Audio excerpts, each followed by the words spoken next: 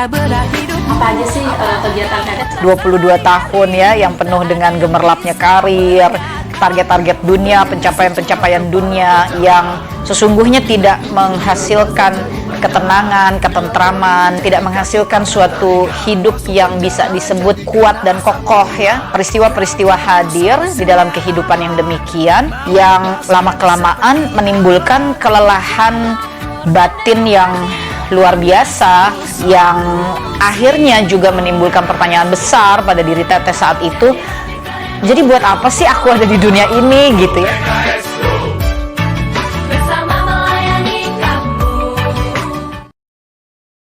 Assalamualaikum warahmatullahi wabarakatuh. Waalaikumsalam warahmatullahi wabarakatuh.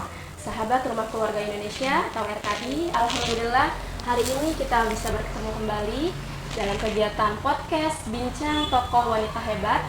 Alhamdulillah kali ini kita menghadirkan bintang tamu spesial, Teteh Khadijah Peggy Melati Sukma. Masya Allah. Assalamualaikum warahmatullahi wabarakatuh untuk seluruh keluarga besar RKI ya. Masya Allah. Alhamdulillah saya karena telah menyempatkan waktu. Wa iyaki Silmi, alhamdulillah. Perkenalkan, saya Silmi Nurul Karimah yang insya Allah akan menemani Teteh Khadijah untuk berbincang di podcast kali ini. Insya Allah kedepannya kita akan sama-sama belajar, mengambil banyak ilmu melalui pengalaman-pengalaman Teteh Khadijah. Semoga dari perbincangan kita kali ini kita bisa mendapatkan motivasi, inspirasi, ya, pengetahuan bagi sahabat Rumah Keluarga Indonesia yang menyaksikan podcast ini. Amin ya Allah. Amin, amin, amin, amin. Sebelumnya, gimana kabarnya Teh? Alhamdulillah wa syukurillah. Semuanya dari Allah baik, semuanya dari Allah rezeki, semuanya dari Allah hikmah. Mudah-mudahan kita semua selalu berada dalam keadaan husnuzon kepada Allah. Amin ya rabbal alamin. Ini saya lihat Instagram Teteh di untuk kegiatan-kegiatan aktivitas Teteh ini banyak sekali kayaknya. Masya Allah, Masya Allah. Dakwah, kajian ya Teh ya. Alhamdulillah.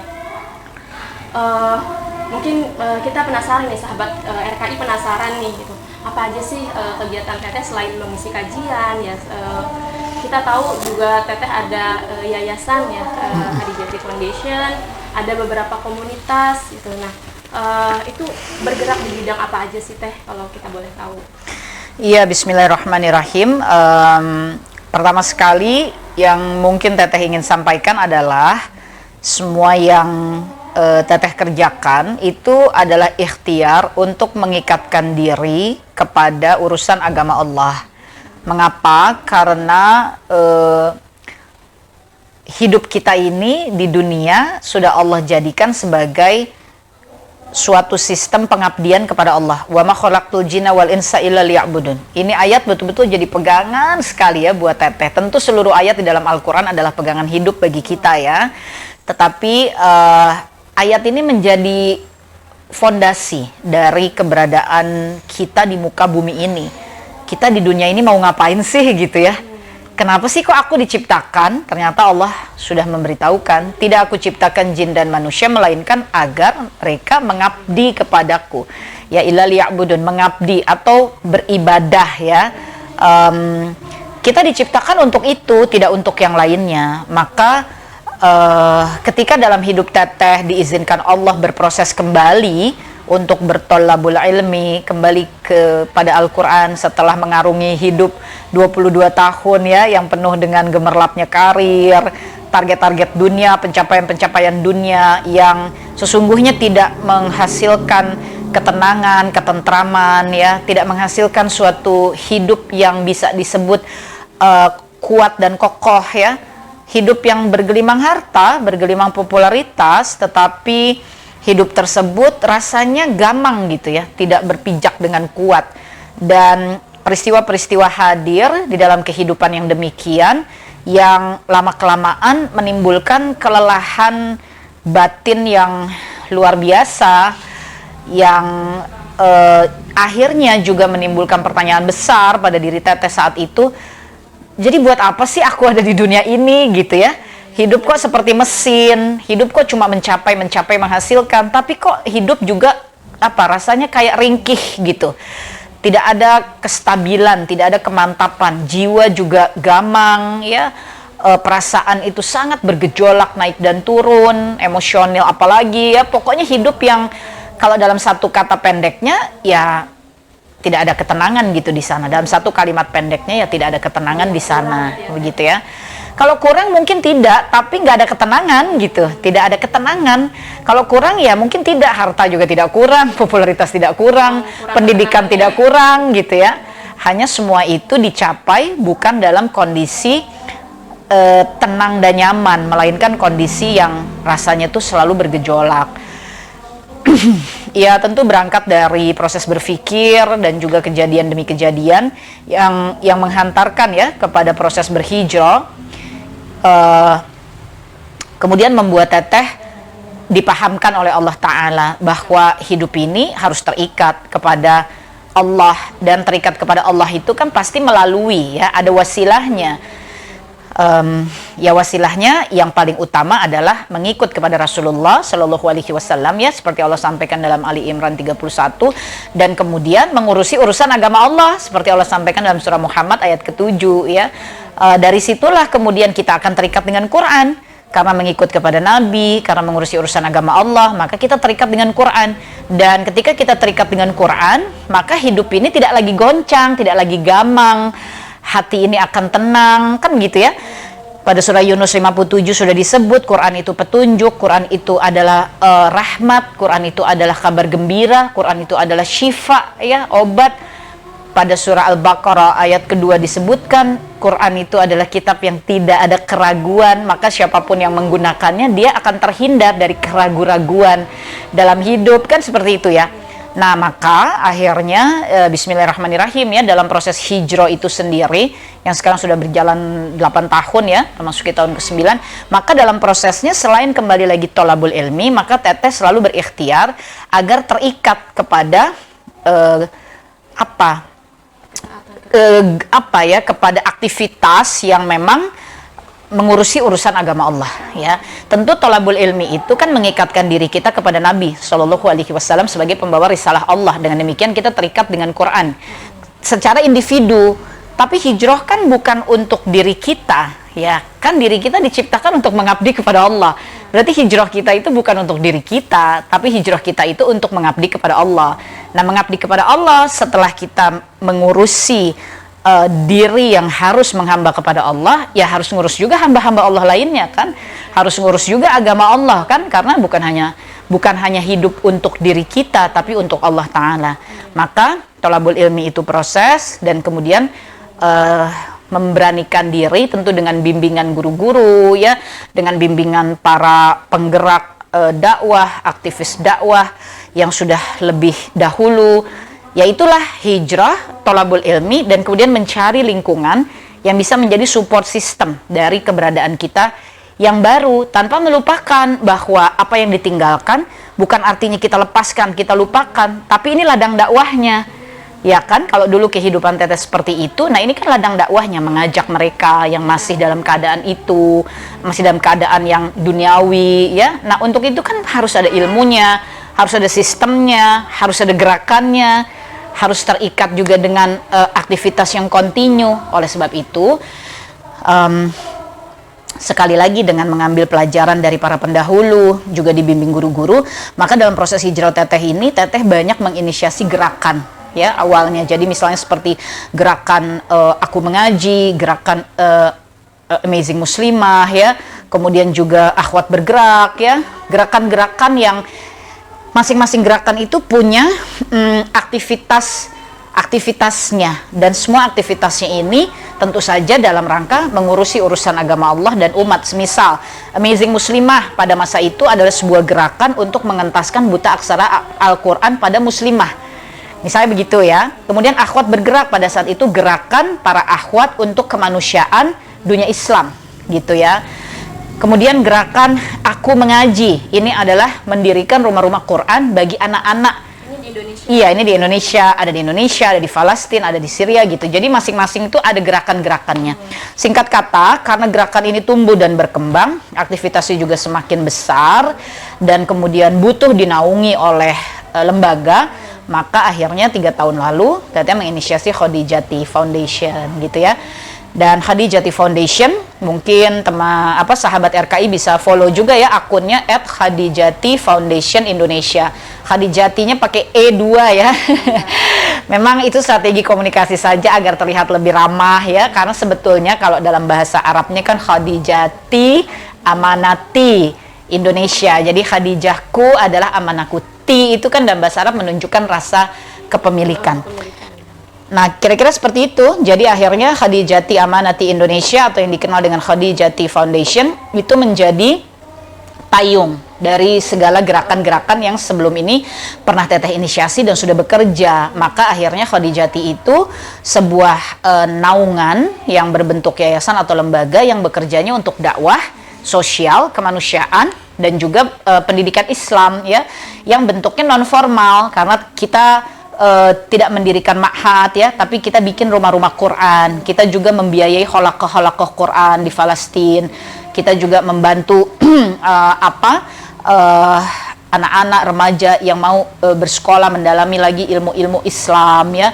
Misalnya dari Palestina mau ke sekolah di Indonesia, misalnya dari Palestina misalkan mau ambil ilmu apa, kedokteran kah, apakah lebih maju lagi misalkan di negara mana-mana, yaitu kita berusaha bantu. Jadi artinya Khadijati memang fokusnya kepada dakwah, kemudian pendidikan Islam, kemudian juga sosial dan kemanusiaan. Tapi semuanya lokus kerjanya atau wilayah kerjanya memang dunia Islam gitu ya. Dan sampai hari ini Allah izinkan gerakan dakwahnya itu memang cukup luas ya, sehubungan memang Teteh sendiri terjun gitu. Jadi sampai hari ini Allah izinkan kita sudah berkeliling ya untuk melaksanakan amanah dakwah itu di 21 negara di seluruh dunia, termasuk Indonesia ya. Jadi sudah keliling Amerika, keliling Australia, keliling New Zealand, keliling Kanada, keliling Swiss ya, keliling Jerman. Program-program itu ada semua. Iya, jadi ini misi dakwah. Nah, dalam misi dakwah itu kita menyampaikan tentang misi kemanusiaannya. Tapi kan kalau kemanusiaan tentu dari umat oleh umat untuk umat ya, karena program-program kemanusiaan itu pasti butuh pembiayaan yang besar, yang tidak sedikit. Oleh karenanya kita harus kita tidak boleh lelah gitu, tidak boleh lelah di dalam menyampaikan, baik menyampaikan secara langsung maupun lewat mekanisme digital. Artinya kita mengaktifasi seperti sosial media, seperti sarana komunikasi WhatsApp dan lain sebagainya, ya memang harus kita aktifasi untuk hal yang positif dan baik di hadapan Allah ya. Sama sekali tidak apa-apa mempergunakan bahkan yang seperti TikTok misalnya begitu ya, asalkan kontennya itu betul-betul sesuai dengan syariat, mengajak orang kepada kebaikan ya, jangan digunakan untuk yang buruk-buruk, yang melanggar ketentuan Allah dan Rasulnya gitu. Jadi memang kami berusaha mengaktifasi lewat sarana sosial media, kemudian juga door to door. Door to door itu artinya seperti ini, ketika misalnya ada kegiatan-kegiatan dakwah dengan mitra-mitra, pasti tim kami juga berusaha menyampaikan, boleh enggak kami ta'aruf, boleh enggak kami nyampaikan ya tentang yang kami kerjakan. Begitu pula ketika kita menginisiasi safari-safari dakwah baik dalam negeri, karena kita di Indonesia ada program Khadijati Safari Dakwah Keliling Negeri. Ada Khadijati Safari Dakwah Spesial Momentum seperti Ramadan, Idul Adha, Muharram, Maulid, itu pasti kami keliling. Kemudian juga ada Khadijati Kolaborasi Dakwah. Jadi misalkan dengan mitra kita kolaborasi, kita bikin kegiatan. Ya, ada juga yang Teteh sendiri yang misalkan seperti dengan RKI ya, diundang untuk mengisi. Tetap kami juga menyampaikan, minta izin. Kalau memang memungkinkan, ya kami minta waktu kan seperti tadi ya, 10-15 menit untuk menyampaikan, untuk mengajak jamaah mendukung. Tapi kalau sekiranya tidak mungkin, ya tidak apa-apa juga. Tapi artinya di dalam membangun kebersamaan, membangun kepercayaan ya, membangun gerakan, itu memang harus mau konsisten bekerja keras di dalam menyampaikannya. Lewat semua sarana media yang memungkinkan, termasuk menyampaikan secara langsung. Karena menyampaikan secara langsung itu selalu punya nuansa yang berbeda. ya. Ciri tertentu yang Iya, dikeluarkan. betul. Ada nuansa yang berbeda. Jadi dalam safari-safari dakwah pun kami juga mengambil waktu untuk menyampaikan ya kira-kira seperti itu. Dan sampai hari ini alhamdulillah dengan dukungan dari jamaah-jamaah sekalian, maka kita sudah bisa bekerja dakwah di sekitar 21 negara di seluruh dunia, termasuk di Indonesia. Dan kalau bekerja sosial kemanusiaannya itu di 7 wilayah dunia Islam: Indonesia, Palestina, Suriah, Yaman,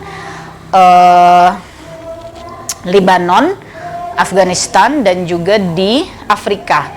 Nah, di setiap wilayahnya tidak hanya satu titik. Misal seperti di Indonesia, alhamdulillah jejaring kerja kami lewat komunitas yang diinisiasi oleh Khadijati, yaitu Akhwat Bergerak Indonesia, saat ini ada di 60 wilayah di seluruh Indonesia. Jadi kerja kemanusiaan kami ya di 60 wilayah itu ya terus berkesinambungan. Kemudian dan 60 ini alhamdulillah dari Sabang sampai Merauke, dari Aceh sampai Papua ya, itu sudah ada alhamdulillah. Programnya apa? Programnya kita selama ini pertama fokusnya kepada masalah pendidikan Al-Quran ya. Jadi memang di setiap wilayah itu insya Allah diikhtiarkan selalu ada pembinaan untuk majelis, kelas-kelas pembelajaran Quran, training-training workshop Quran, kemudian rumah Quran ya, kemudian memberikan beasiswa untuk santri-santri. Itu diikhtiarkan ada tipikal program yang seperti itu. Yang kedua, bantuan yang sifatnya kebutuhan sehari-hari. Jadi kita punya program rutin berbagi 1 ton beras, berbagi sembako secara rutin ya. Kemudian itu dimanapun, baik di Indonesia, di Palestina, titik-titik dakwah itu ya Teh. Iya, itu dimanapun, di Indonesia, di Palestina, di Suriah, di Lebanon, di Yaman, kita punya program rutin untuk memberi support kebutuhan dasar ya dari hidup, yaitu makanan kan ya, seperti itu. Di Palestina juga kita bekerja baik di jalur Gaza maupun di wilayah tepi barat maupun di Al-Quds ya, di Masjidil Aqsa-nya langsung. Ya begitulah, di camp-camp pengungsi misalnya di Syria, kita juga ada di Idlib ya, kita ada di Halab gitu. Kemudian juga ya di wilayah lainnya kita berusaha bisa bekerja di beberapa titik ya yang memang membutuhkan. Ya tentu ini semua kan sesuai dengan izin Allah dan bagaimana jamaah menitipkan ya amanahnya kepada kami. Dan kami bekerja bukan, ya maaf sekali ya, bukan untuk branding, bukan untuk kepentingan agar bagaimana supaya nama itu naik, berkibar dan seterusnya. Itu hampir-hampir sudah tidak ada di dalam target-target kerjanya Khadijati. Jadi target kami justru adalah bagaimana program-program ini bisa terus berjalan dengan kebersamaan, dan harapannya kebersamaan ini dikelola oleh para muslimah, para akhwat, agar para akhwat ini mereka tetap hidup dengan hakikatnya sebagai seorang istri, sebagai seorang ibu ya, tapi tidak kehilangan peluang untuk menguatkan positioningnya sebagai hamba Allah, yaitu mengabdi kepada Allah. Setelah mengabdi sebagai istri, sebagai ibu, tapi ada peluang mengabdi juga bagi umat ya. Tentu untuk yang sudah menikah itu harus ada izin suami selalu ya, di Khadijati, di Akhwat Bergerak ya, di Muslimah Voluntary Squad itu kerelawanan kami, itu semua harus ada izin suami. Kalau masih belum menikah harus ada izin orang tua, kan seperti itu ya. Kalau misalnya sudah mulai katakanlah yang menikah kemudian ada keberatan apa gitu dari suaminya, maka kita akan kelola. Oh, suaminya keberatannya apa? Boleh nggak kalau dia di sini? Boleh nggak ini? Supaya dia bisa tetap berkiprah. Nah, itu kita akan sesuaikan, karena harapan teteh memang para muslimah, para akhwat ini bisa terus menggali ilmu ya dari proses bekerjanya ini bagi dakwah dan juga keumatan. Dari sini kan kita banyak mengambil ilmu, mengambil hikmah, banyak bersinggungan dengan orang-orang salih kan gitu ya. Lalu berikutnya juga bisa mengeluarkan lagi kan apa yang didapatkan kepada keluarga, kepada rumah tangga, sehingga anak-anaknya insya Allah bisa tumbuh sebagai anak-anak yang terdidik dari dalam rumah, tapi juga dibekali pengalaman dari orang tuanya yang terjun gitu ya. Iya, yang memang terjun di dakwah, yang memang terjun di keumatan, kemanusiaan. Dan itu insya Allah mudah-mudahan dampaknya terjadi kepada anak keturunan yang akan meneruskan perjuangan Islam ini. Kira-kira begitu. Wallahu a'lam bishawab. Nah ini dari sekian banyak kegiatan yang dilakukan, tentu membutuhkan dana yang sangat besar ya Teh ya. Apalagi salah satunya tadi yang Teteh sebutkan di acara kami, 1.000 ton beras. 1 ton. Oh, 1 ton. Oh. 1.000 ya, Iya, 1 ton beras 1.000. setiap bulan tapi rutin. Iya, Masya Allah. 1 ton beras tiap bulan gitu. Dan saya lihat di IG juga ada bantuan untuk mengupgrade usaha-usaha muslimah gitu ya Teh ya. Ini pasti membutuhkan dana yang sangat besar gitu, dan Yayasan Khadijati Foundation ini yang akan mencari fundraisingnya gitu ya Teh, yang mencari donatur-donatur gitu. Nah ini bagaimana di awal mungkin ketika Khadijati masih perlu ya mengambil kepercayaan gitu dari para donatur gitu, sehingga akhirnya para donatur mau menitipkan. Ya, sebenarnya sudah Teteh jelaskan barusan ya. Yang sudah Teteh jelaskan barusan kan sudah. Kita harus menggunakan semua sarana media ya yang ada dan tidak lelah di dalam menyampaikan secara langsung. Itu sudah rumusnya. Sarana media itu ya bukan hanya medsos ya, tapi kita punya teman-teman media, kita punya materi-materi promosi ya. Kendalanya Ya nggak hanya di awal, kalau kendala mah selama-lamanya juga ada, dan itu bukan sesuatu yang harus dibicarakan, itu sesuatu yang harus difikirkan, diatasi. Tapi kalau soal kendala ya dalam setiap perjalanannya selalu ada. Syuting begini aja kamera bisa terkendala kan gitu ya istilahnya. Jadi yang harus dilakukan adalah menguatkan tim dan juga ya menambah ilmu terus ya. Menambah ilmu terus itu kan bisa dengan baca, bisa dengan training, bisa juga terjun langsung, bisa juga selalu transfer ilmu, bekerja dengan yang sudah lebih senior, lalu kita banyak bertanya ya. Tapi artinya Khadijati sendiri kan tumbuh bukan dadakan, tapi bagian dari proses perjalanan hijrah Teteh, yang di dalamnya juga terdapat proses tolabul ilmi, yang di dalamnya juga terdapat proses bergerak bersama yang sudah lebih dulu ya, seperti ulama-ulama kita. Tentu kan pada awalnya Teteh juga meminta bimbingan ya, ikut bergerak, berguru, belajar, mengambil ilmu dari almarhum Ustadz Arifin Ilham ya, lalu juga dari Ustadz Bakhtiar Nasir, dari Ustadz Haikal Hasan ya. Kalau di luar negeri itu Teteh berangkat dan minta bisa bertemu belajar dari Imam Syamsi Ali ya di Amerika Serikat ya. Kemudian juga di Australia, kemanapun pergi pasti harus cari ulama di sana. Lalu minta waktu supaya kita bisa ambil ilmu, bisa dengar, bisa dapat barokahnya ya. Jadi ya Teteh menyebut diri Teteh ini sebagai musafir pembelajar. Jadi kita belajar terus dalam proses perjalanan hidup ini, baik perjalanan secara fisik, secara usia, tapi kita belajar terus. Nah ini yang Teteh terapkan juga pada tim Khadijati, kepada tim akhwat bergerak ya seluruhnya di seluruh Indonesia. Bergerak itu sama dengan belajar. Dari pergerakan itulah kita belajar. Dan kita harus dekat dengan orang-orang salih, orang-orang yang sudah lebih dulu Allah jadikan sebagai para penggerak dakwah, khususon alim ulama, orang-orang berilmu gitu ya. Nah dari situlah kita menguatkan gerak kita. Kalau soal butuh dana, butuh anggaran, ya Allah kan maha kaya gitu. Bekerja di jalan Allah itu nggak bisa dengan murni hanya hitung-hitungan logika, itu nggak bisa ya. Jadi semuanya harus berdasarkan kepada iman, takwa, keyakinan, dan berserah kepada Allah. Kalau Allah sedang titipkan amanahnya besar, datangnya juga dari umat, yaitu yang kita kelola, kita sesuaikan dengan semua program yang kita harus jalankan. Tapi kalau qadarullah Allah lagi titipkannya menurun, ya seberapa yang Allah titipkan itu yang kita kelola. Jadi kita bekerja saja sebagaimana Allah menitipkan. Maka itu Teteh sebutkan, kalau Teteh secara pribadi maupun Khadijati ya sebagai naungan, memang kami bukan bekerja dengan target-target branding ya, misalkan nama, merek, popularitas. Memang tidak ya, tidak itu. Targetnya adalah ya kita bisa bekerja aja terus bagi umat dan menjadikan kerja ini betul-betul sebagai ikatan kita kepada urusan agama Allah. Mudah-mudahan dengan kita menolong urusan agama Allah, janji Allah juga tunai seperti surah Muhammad ayat ke-7. Allah janji Allah akan selalu menolong kita gitu ya.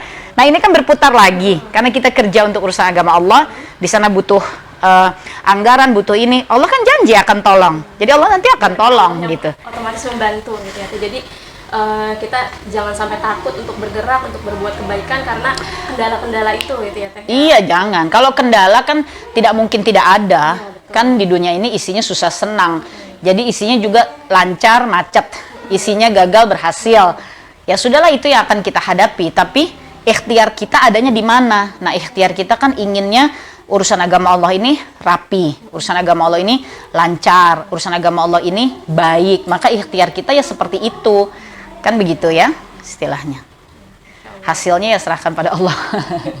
Jadi tetap bergerak seperti apapun kondisinya gitu ya, tetap Betul. memberikan yang terbaik gitu. Dan Betul. pergerakan Dan jangan sampai urusan pribadi kita mengorbankan urusan agama Allah.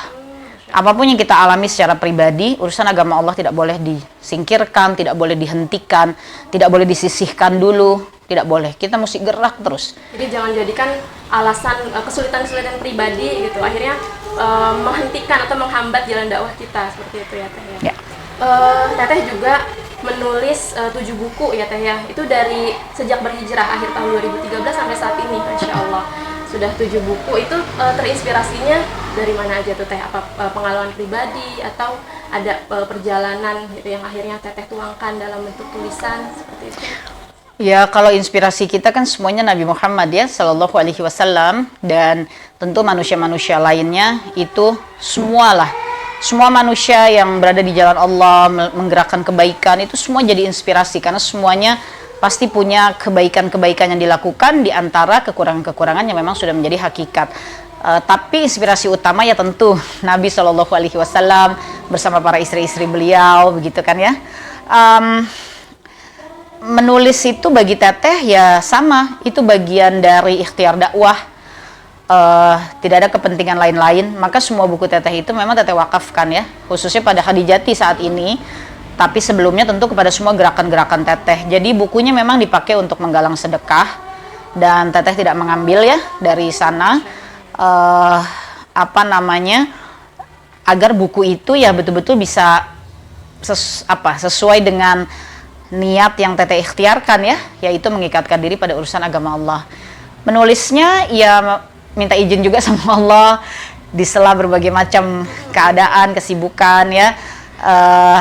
Ya meminta kekuatan aja dari Allah. Pokoknya Teteh tuh saat ini menjadi Teteh yang meyakini sekali bahwa semuanya ini hanya atas pertolongan Allah. Jadi jangan ada rasa gentar, jangan ada rasa kecewa. Misal aku kepengen banget tahun ini bisa nulis buku, tapi misalkan keadaan kita ini itu, akhirnya bukunya belum selesai misalnya. Ya enggak perlu kecewa, enggak perlu merasa down, enggak perlu juga merasa kok aku begini, aku begitu. Asalkan betul kita udah ikhtiar, asalkan betul kita tidak lalai. Tapi kalau memang tahun itu tidak selesai juga, ya sudah, memang Allah maunya gitu. Jadi hidup tuh jangan digantungkan kepada keinginan kita, tapi hidup itu digantungkan kepada apa yang Allah inginkan atas kita gitu ya. Biar saja hidup berjalan seperti itu. Ya kira-kira sih begitu.